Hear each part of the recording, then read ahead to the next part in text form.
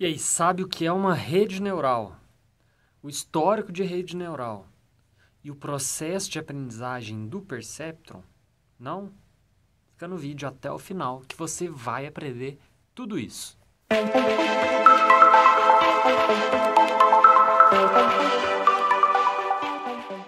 Olá, meus queridos alunos, tudo bem com vocês, né? Então chegamos à hora que a gente vai falar de um dos temas preferidos aí de vocês, que são redes neurais. Então, durante as próximas aulas, a gente vai aprender, né, uma visão geral, o histórico, os componentes do neurônio artificial, o processo de aprendizagem, as arquiteturas, o treinamento de uma rede neural artificial, o que é o backpropagation, como que funciona o critério de parada de uma rede neural e, por último, as redes neurais profundas, né, que são o nosso deep learning. Bom, então vamos para o nosso conteúdo. Redes neurais, né, ele foi inspirado na arquitetura do cérebro humano. Então, a gente tem elementos de processamento simples, um grau elevado de conexões e uma interação adaptativa entre os elementos. Redes neurais, né? Quando a gente está falando de redes neurais, a gente não está falando de um algoritmo em si. A gente tem várias variações de redes neurais. O conceito que a gente vai passar nessa aula, ele é o mesmo, né? Que é o conceito do neurônio artificial e etc. Aí, lembra, em outros cursos aí, a gente já falou de um desenvolvedor full stack, que é um desenvolvedor coringa. A rede neural, ela vai estar nesse aspecto de ser uma técnica coringa. Por quê? Por quê? Porque a gente consegue fazer o aprendizado supervisionado, o aprendizado não supervisionado com redes neurais. A gente consegue também classificar itens e fazer a regressão desses itens. Um ponto, assim como os algoritmos genéticos, ela é uma técnica, né? Redes neurais são uma técnica não determinística, ou seja, dado um conjunto de entradas, né? O nosso resultado, ele nem sempre vai ser o mesmo. Então, essa é a ideia de redes neurais. Vamos agora partir para a definição de uma rede neurais, né? Então, é uma técnica inspirada no funcionamento do cérebro humano, onde neurônios artificiais conectados em rede são capazes de aprender e generalizar. Lembra do conceito de generalizar? É fazer com que os nossos resultados eles sejam não só bons para o nosso conjunto de treinamento, como também para conjuntos de testes e outros tipos de dados utilizados para a entrada. Então, devido à sua estrutura, as redes neurais artificiais elas são bastante efetivas no aprendizado de padrões a partir de dados problemáticos. Que seriam dados problemáticos? Não lineares, né? Dados mais complexos, dados incompletos, ou seja, talvez a gente tenha algumas entradas ali que está faltando algum valor. Dados com ruído, então talvez a gente vai ter alguns outliers, a gente vai ter alguns problemas ali no nosso código. As redes neurais artificiais normalmente lidam bem com esse tipo de dado. E compostos de exemplos contraditórios. Então a gente vai ver que tem alguns casos que parece que a solução está indo para um caminho, quando vê, ela não está. Então, quando a gente diz, né, o cérebro humano é um comportamento inteligente, é uma propriedade emergente de um grande número de unidades simples. Então, o cérebro, para ele ser complexo e funcionar como ele funciona, ele tem várias partes simples ali. A mesma ideia das redes neurais. O que é o oposto ao que acontece com regras e algoritmos simbólicos, né? A tendência é que eles comecem simples e vão sendo complexos, né? Vão aumentando a sua complexidade. Neurônios ligam e desligam em alguns milissegundos, enquanto o hardware atual faz o mesmo em nanosegundos. Então, essa é a simbologia, né, dos neurônios biológicos para os neurônios artificiais. Então, entretanto, o cérebro realiza tarefas cognitivas complexas, né, trazendo visão, reconhecimento de voz em décimos de segundo, o que a gente não está muito distante de fazer com neurônios artificiais. E como que funciona o nosso neurônio? Então, o cérebro ele tem sido extensivamente estudado, mas ainda a gente não entende completamente o seu funcionamento. Até o comportamento de um simples neurônio ele é complexo. Então, a gente tem ali o corpo celular, a gente tem os dendritos, que vão ser, né, os bracinhos que estão saindo ali. Aí a gente tem o núcleo daquele neurônio, a gente tem o axônio, a gente tem as ramificações terminais do axônio que vão levar as nossas sinapses, né, os impulsos nervosos, para conectar com outro neurônio, ou no contexto de redes neurais, né, com uma outra rede, para a gente ter as respostas. Então, como que é o funcionamento? Através dos dendritos, o neurônio recebe sinais de outros neurônios a ele conectados por meio das sinapses. Então, o sinal vai entrar aqui. Os sinais são acumulados no corpo do neurônio. Então, está aqui o corpo. Quando a soma dos sinais passa de um certo limiar, um sinal é propagado para o axônio. Então, recebemos uma sinapse, está aqui sendo acumulados. Quando a gente chega a um valor, ele é enviado para o axônio. A sinapse tem um peso que pode ser excitatório, ou seja, ela vai incrementar a soma dos sinais, ou ela é inibidor, que ela vai decrementar a soma dos sinais. Simples assim, o funcionamento de um neurônio. Então, em média, cada neurônio forma entre 1.000 e 10.000 sinapses. Olha só a quantidade. O cérebro humano possui cerca de 10 elevado a 11 neurônios. E o número de sinapses é de mais de 10 elevado a 14, possibilitando a formação de redes muito complexas, reconhecimento de faces em aproximadamente 1 segundo. 0,1 segundo. Então, a capacidade do neurônio biológico, né, ela é muito grande ainda comparada com o que a gente tem de neurônios artificiais. E agora vamos falar um pouquinho do histórico, né? Então, em 1943, o McCulloch e o Walter Pitts, eles fizeram uma analogia entre células vivas e o processo eletrônico, simulando o comportamento do neurônio natural. O neurônio possuía apenas uma saída e era uma função de valor de suas diversas entradas. Então, como a gente pode ver ali no neurônio biológico, eles tentaram simular, né? Ali no núcleo, no corpo, a gente tem conexões excitatórias e temos as conexões inibidoras. Já em 1949, o Donald Hebb demonstrou que a capacidade de aprendizagem em redes neurais biológicas vem da alteração da eficiência sináptica, isto é, a conexão somente é reforçada se tanto as células pré-sinápticas quanto as pós-sinápticas estiverem excitadas. Foi o primeiro a propor a lei de aprendizagem específica para sinapses dos neurônios.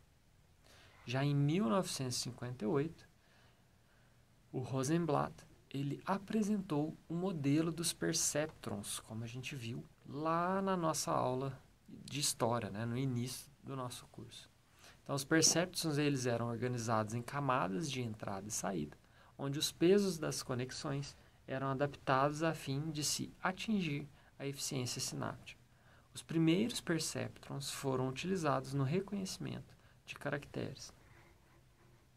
Então, a gente tinha, né, a nossa retina, algumas conexões locais, conexões aleatórias, tinha uma área de projeção, uma área de dissociação e, por fim, as nossas respostas. Em 1969, o Minsky e o Papert trouxeram aquele banho de água fria, constatando que o neurônio do tipo perceptron só é capaz de resolver problemas com dados de classes linearmente separáveis. Agora já começa a fazer um pouco mais de sentido do que a gente viu no começo do curso, né?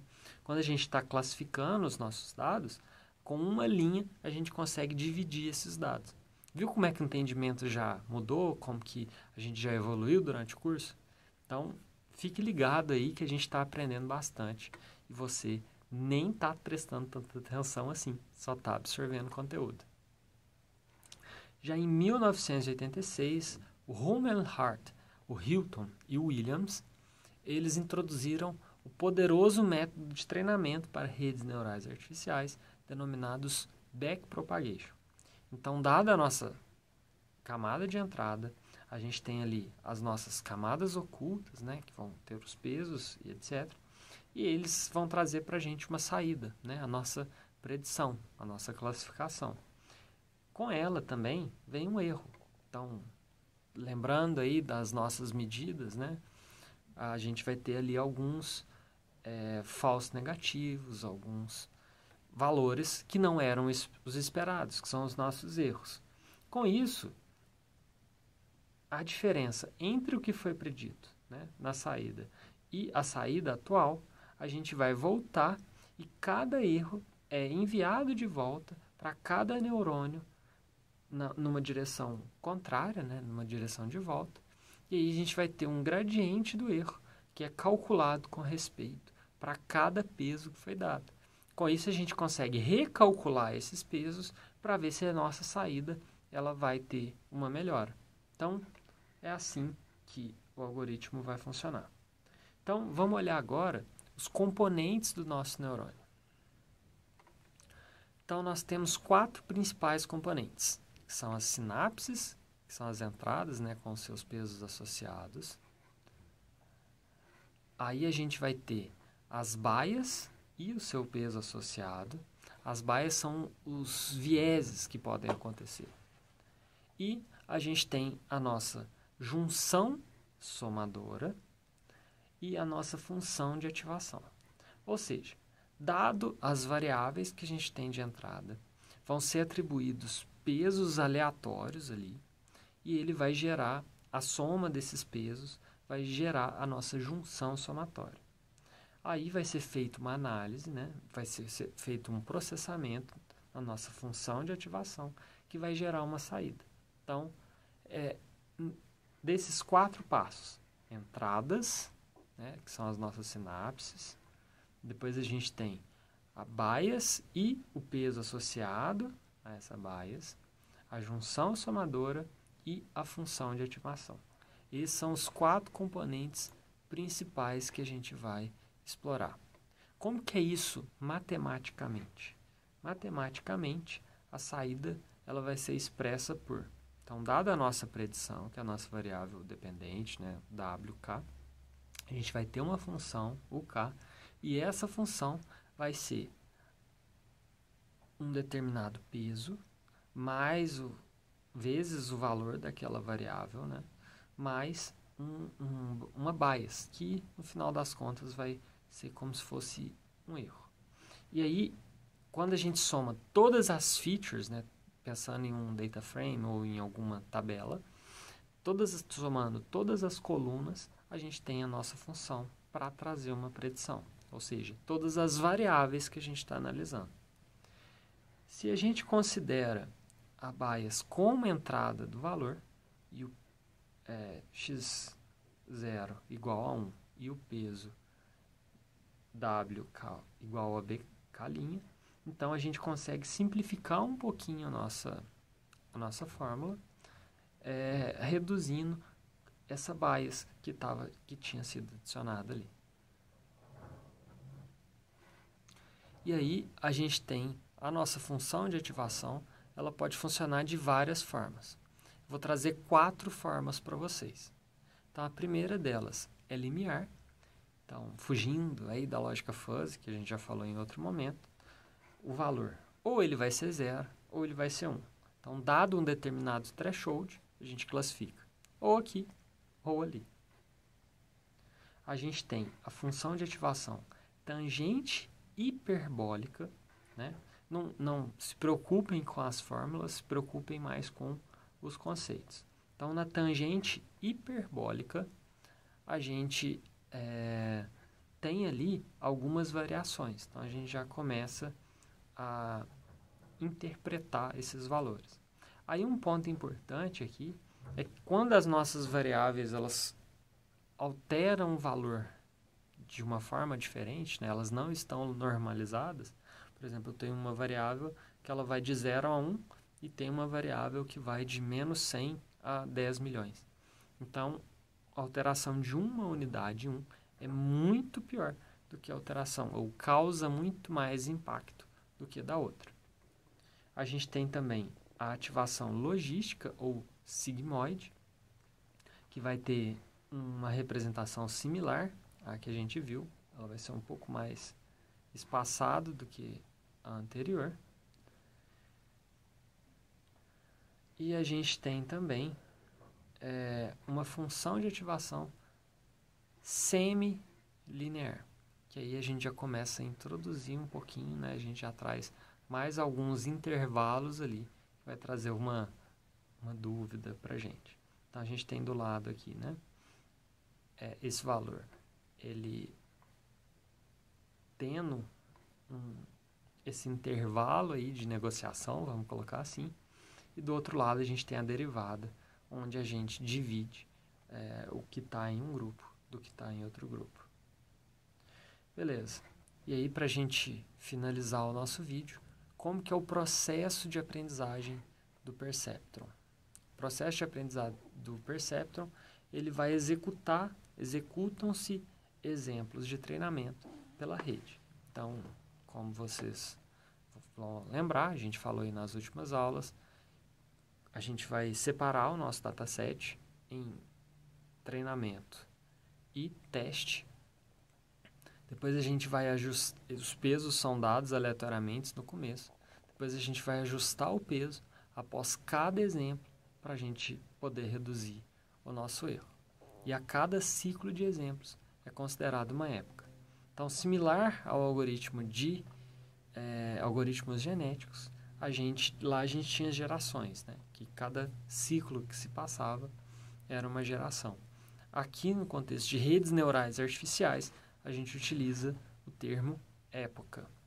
E aí a gente vai repetir essas épocas até com que a gente atinja um critério de parada. Qual pode ser o nosso critério de parada? Pode ser um número de épocas, pode ser... Tem uma outra forma que talvez já vale a pena eu falar, que é, ao invés de a gente simplesmente dividir o nosso dataset entre treino e teste, a gente divide também uma parte para avaliação. Então, por exemplo, 70% para treinamento, 15% para validação e 15% para teste. Com isso, a gente vai treinando o nosso algoritmo, né, com os nossos dados de treino, e em alguns momentos a gente faz uma validação para ver se o nosso resultado ele não está diminuindo. Porque caso o nosso resultado esteja diminuindo na validação, isso quer dizer que o nosso algoritmo está ficando menos genérico. Ou seja, ele está aprendendo tanto com os nossos dados que ele está sendo, a performance dele vai ficar atrelada a esses dados de treinamento. Talvez esse pode ser um critério, um motivo bom para parar a perda da generalização. E aí a gente tem o conceito de delta também, que é importante a gente saber. Então, quando um padrão é inicialmente apresentado à rede, ela produz uma saída.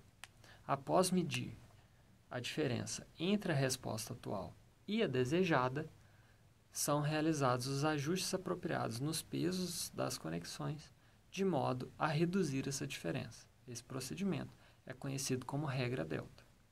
Ou seja, apresentamos alguma coisa, identificamos um erro, conseguimos ter uma melhora em relação a essa última saída, a gente tem um delta, que é o nosso chamado regra delta.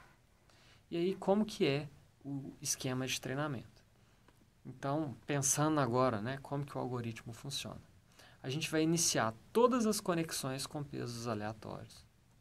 E depois disso, a gente vai repetir os próximos passos até que o erro seja satisfatoriamente pequeno. Então, o que a gente vai fazer? Para cada par de treinamento X e D, o X corresponde ao padrão da nossa entrada e x corresponde à resposta desejada. Então, o que a gente quer alcançar, nosso objetivo. E a gente vai calcular uma resposta obtida, né, que é o nosso y, a nossa predição. E se o erro não for satisfatoriamente pequeno, ou seja, o erro que a gente encontrou não é menor do que o erro que a gente espera, então a gente vai atualizar os pesos.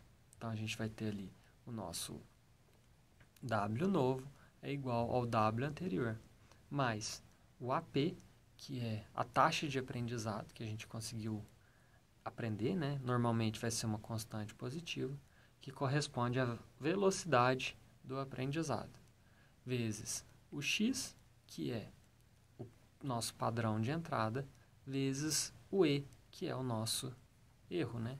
Definido como a resposta desejada menos a resposta obtida. Então, se a gente olha na nossa fórmula, aqui em cima no cantinho, né? O nosso erro é igual à nossa resposta desejada. Ó, o erro é igual à nossa resposta desejada menos a nossa resposta obtida. E a nossa predição nessa época, ela vai ser, né? A nossa predição da época futura vai ser a predição da época atual mais o alfa, que é o peso que está envolvido de uma determinada variável x nessa época, vezes o erro atual. Então, essa é a ideia do algoritmo. Bom, conteúdo um pouco denso, espero que seja esclarecedor aí para vocês. Já dá para a gente ter uma noção de como que uma rede neural funciona, como que um perceptron funciona. E aí depois a gente já vai ver arquiteturas e vai um pouco mais no nosso algoritmo. Então, muito obrigado você que assistiu o vídeo até o final. Espero que esse vídeo ajude bastante e vejo você na próxima aula. Valeu!